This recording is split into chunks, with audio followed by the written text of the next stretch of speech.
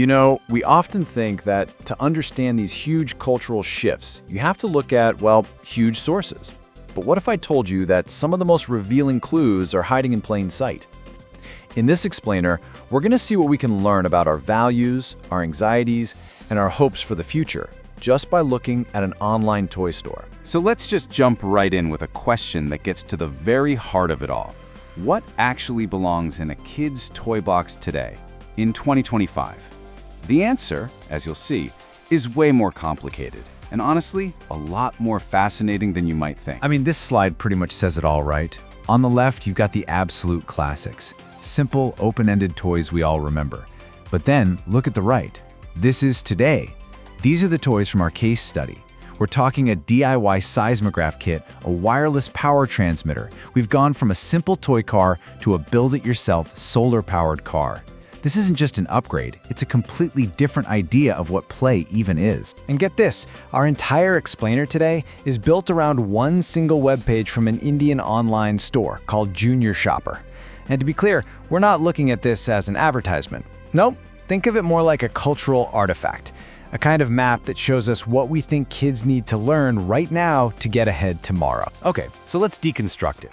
When you really start to look closely at this catalog, you realize it's not just a random collection of fun things. It's structured, it's targeted, and frankly, it feels a lot less like a toy store and a whole lot more like a curriculum. So once we started categorizing the products on the page, a really clear pattern just jumped right out. Even with just a handful of items, there's this huge focus on very practical, very tangible fields: electronics, power systems, engineering. And these aren't some abstract, far-off scientific ideas. They are literally the building blocks of the world we live in right now. And that brings us to the how. Because it's not just about what these toys are, it's about what you do with them. The whole philosophy here seems to be that the real learning happens in the making. The process is the product. And we saw this same three-step method over and over and over. Step 1, you build it yourself, from a kit. Step 2, you explore it. You figure out how it actually works. And then, step 3, you learn the real-world science behind it. It's this complete loop, from putting something together with your hands to understanding how it fits into the bigger picture. This quote, from a kit to build a model washing machine, just says it all so perfectly. The pitch isn't, hey, play with a fun toy washing machine. No. It's build, explore, and understand everyday engineering. The goal is right there in the open. It's not about imaginative play, it's about understanding the systems that make our world run. So that's the big idea. Now let's see how this philosophy actually looks in action. We're going to put a couple of specific products from this catalog right under the microscope. Right, first up, the wooden earthquake alarm stem kit. I mean, right away, the name itself tells you everything. This isn't just a toy for making up stories. It's a project. It's a tool.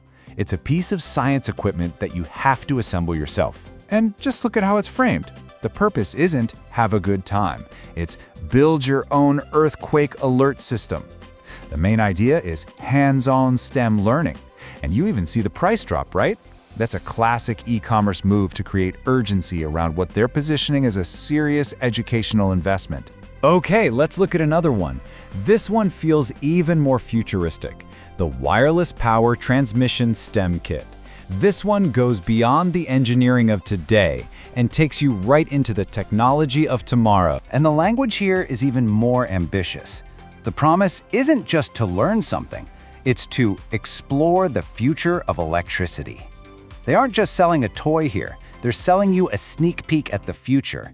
It's framed as a chance for a kid to get their hands on the very technology that's going to shape their world. So this leads to a really interesting question. How do you actually sell this new kind of educational play to parents?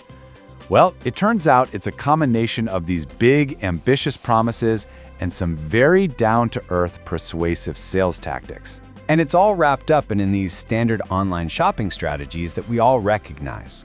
Free gifts, free shipping, a clearance sale, instant dispatch. This entire system is designed to make a parent feel like buying into this high-tech future for their kid is not only important, but also super easy, urgent, and totally risk-free. Okay, so let's just define our terms. What is a STEM toy, really? Based on everything we're seeing here, it's not just a toy with a science theme.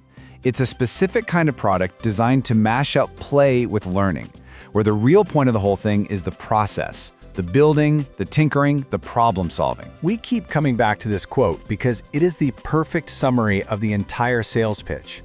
Explore the future. It hammers home this idea that you're not just buying a box of parts and wires. No, what you're really buying, they're telling you, is a head start. You're buying your kid a chance to get comfortable with the very forces that are going to shape their world. So what's the big picture here? What does this all add up to? Well, it looks like there are new rules for what play is. And maybe the biggest rule is that the clear line that used to separate the classroom from the toy box is getting really, really blurry. The difference is just night and day. On one hand, you have traditional play. It's spontaneous, it's unstructured, it's all about having fun just for the sake of it. But this new STEM play is the total opposite. It's project-based, it's goal-oriented, and it is laser-focused on building a specific skill. And this isn't some small niche thing. On this one single web page, we found more than 10 products that are explicitly labeled with words like DIY, build, or construction. The message couldn't be clearer. The value isn't in the toy you have at the end, it's in the process of making it yourself. So if you're going to take away one single thing from all of this, let it be this. Play itself is being fundamentally reframed. It's not just seen as a childhood pastime anymore. It's being turned into a form of preparation. Preparation for a very complex, very tech-driven world. And that leaves us with one last and much bigger question to think about.